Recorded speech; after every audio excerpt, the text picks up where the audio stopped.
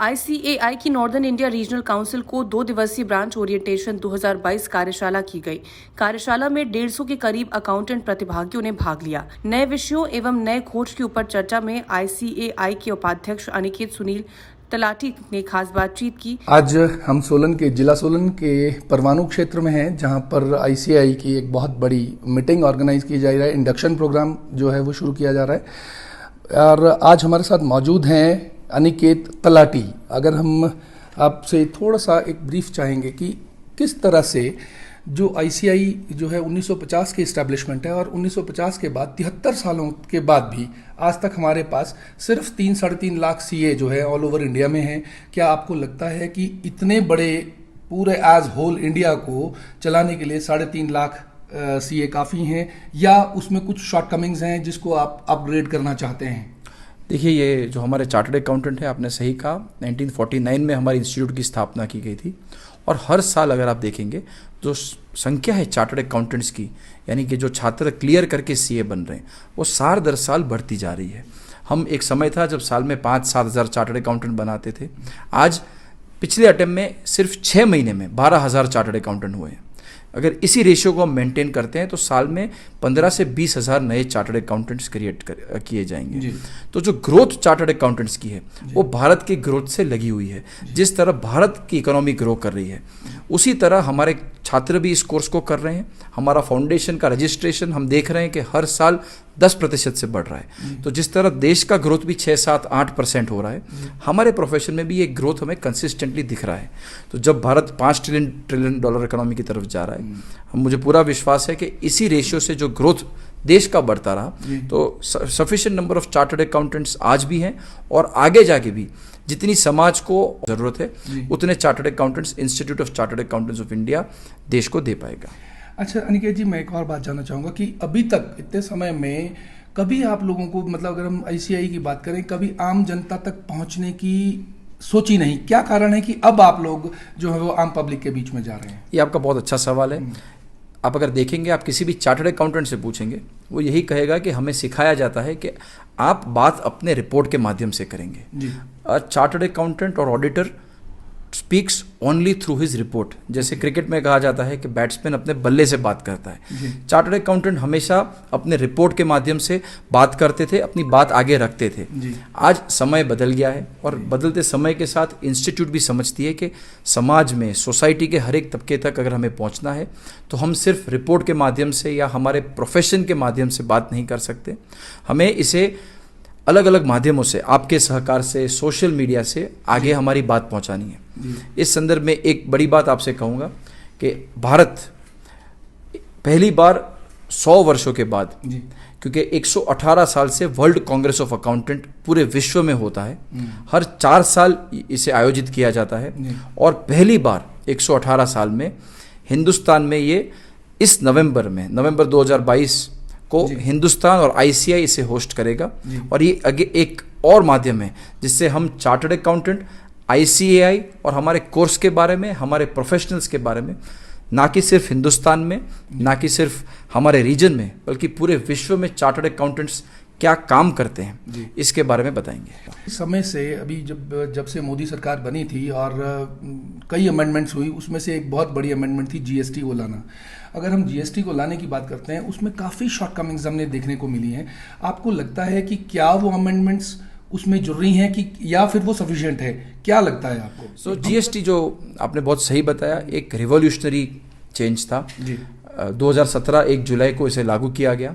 आज हम करीब 5 साल हो गए हैं इसको लागू होते हुए। और कोई भी नया कानून, कोई भी नया टैक्स अगर आप इसे लाएंगे, शुरू में दिक्कत आती है। इसमें काफ़ी दिक्कतें आई क्योंकि ये पूरा जो जीएसटी का लॉ है वो टेक्नोलॉजी के ऊपर बेस्ड है। आपको मंथली रिटर्न भरने हैं।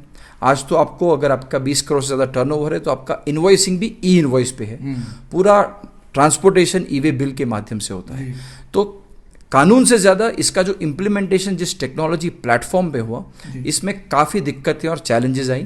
पर इंस्टीट्यूट ने अलग अलग फोरम्स पे सरकार के साथ, ट्रेड ऑर्गेनाइजेशन के साथ मिलके इसे रिप्रेजेंट किया है। और हमारी कोशिश तो यही है कि इसे कैसे और आसान बनाया जाए, इसे कैसे और इस प्रकार का कानून बनाया जाए कि देश का हर एक सिटीजन इसका पालन करे और इसका कंप्लायंस ईजी हो, और देश का जो रेवेन्यू है जीएसटी कलेक्शन का, जो शुरू में 90,000 के आसपास रहा था, आज 1.5 लाख करोड़ के आसपास हर महीने जीएसटी का कलेक्शन होता है, उसमें और वृद्धि हो, वो और बढ़े, और एट द सेम टाइम इसका इम्प्लीमेंटेशन और इजी होना चाहिए।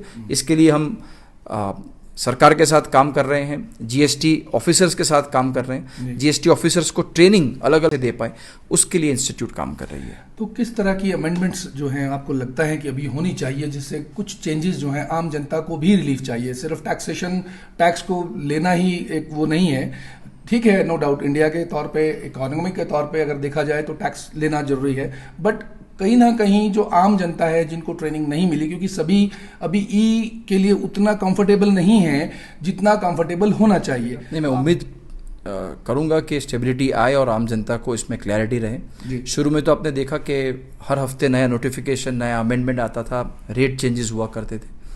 चार्टर्ड अकाउंटेंट्स ने, जो हमारे मेंबर्स हैं, उनने जीएसटी इम्प्लीमेंटेशन को सक्सेसफुल बनाने में एक बहुत बड़ा योगदान दिया है, क्योंकि आपने जो बताया, नया लॉ, नया नोटिफिकेशन, नया चेंज क्लासिफिकेशन में, उससे आम जनता तक पहुंचाने का सबसे बड़ा काम मैं मानता हूं जो अगर किसी ने किया है तो वो हमारे चार्टर्ड अकाउंटेंटों ने किया है। उसे अलग अलग ट्रेड एसोसिएशंस के माध्यम से, इंडिविजुअल अपने क्लाइंटों से बात करके इसके बारे में उन्हें जानकारी दी है।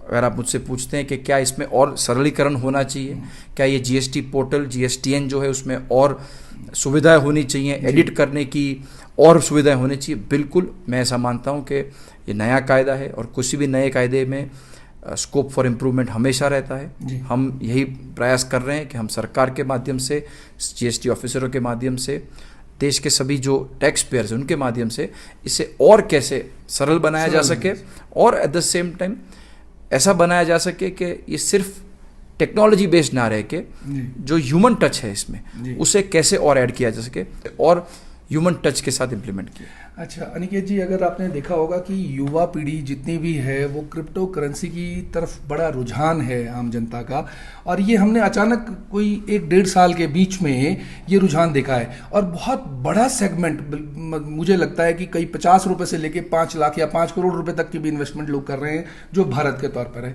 आपको लगता है कि जो 30% की डेविएशन या जो चार्जेस गवर्नमेंट ने लिए हैं पहले, क्योंकि वो पेपल के थ्रू या दूसरी ट्रांजैक्शंस करते थे, अब उसके लिए क्या ऐसा वो कर रहे हैं कि जिससे आम जनता को ऐसा लगे कि क्रिप्टो करेंसी में कोई इन्वेस्टमेंट होनी चाहिए, या किस तरह से ये इंडियन इकोनॉमी को स्टेबल कर सकता है? नहीं, अगर आप क्रिप्टो करेंसी की बात कर रहे हैं, अगर स्टेबल क्रिप्टो करेंसी आपको लानी है तो जो फाइनेंस मिनिस्टर ने बजट में बात कही, आरबीआई अपनी खुद की क्रिप्टो करेंसी लेके आए, तो ये एक ऐसी क्रिप्टो करेंसी होगी जिसके पीछे एक रेगुलेटर है। तो ऐसा नहीं है कि जिसे जितनी क्रिप्टो करेंसी बनानी है बना ले और ब्लॉकचेन के माध्यम से सब में बांट दें, क्योंकि सबसे बड़ा फियर जो आज क्रिप्टो करेंसी में है, हमारी सरकार को है, दुनिया में कई सरकारों को है, वो ये है कि जो जिस आदमी के पास एंड में ये क्रिप्टो करेंसी आएगी, एक व्यक्ति ने खरीदा, दूसरे ने लिया, तीसरे ने लिया, आखिरी में जिसके हाथ में क्रिप्टो करेंसी आ जाती है और इसका प्राइस अगर सडन फॉल होता है, जो आप देख रहे हैं काफ़ी क्रिप्टो करेंसी में होता है, तो ये एक बहुत डेंजरस चीज़ है। क्योंकि आपने जैसा कहा, अगर युवा जिसे क्रिप्टो करेंसी, ब्लॉकचेन के बारे में कोई जानकारी नहीं है, बस किसी के कहने पे अगर वो उसे खरीद लेता है, मैं मानता हूँ ये बहुत ही हानिकारक हो सकता है। इसीलिए जो टैक्सेशन स्ट्रक्चर आज सरकार ने प्रपोज किया है, पर डेफिनेटली अगर सरकार आरबीआई के माध्यम से क्रिप्टो करेंसी जो ब्लॉकचेन टेक्नोलॉजी से अगर वो लाते हैं, मैं मानता हूँ ये एक बहुत अच्छा प्रयास होगा और हमें इसके तरफ जाना चाहिए। तो ये थे हमारे साथ अनिकेत सलाटी जी, जिन्होंने आज हमें पूरा ओवरऑल जो आईसीआई की क्या किस तरह की वर्किंग रहती है, किस तरह से काम है, और अगर हम बात करें इवेंट जो है, अभी जो बड़ा एक नया इवेंट आने वाला है जो भारत में पहली बार हो रहा है, वो एक बहुत बड़ी बात है। तो इससे कहीं ना कहीं आम जनता को या देश को बहुत फ़ायदा होने वाला है। सोलन से Anurag Sharma, India news. Latest videos के लिए अभी सब्सक्राइब करें A1 हरियाणा को और प्रेस करें बेल आइकन ताकि सभी अपडेट्स आपको मिले सबसे पहले।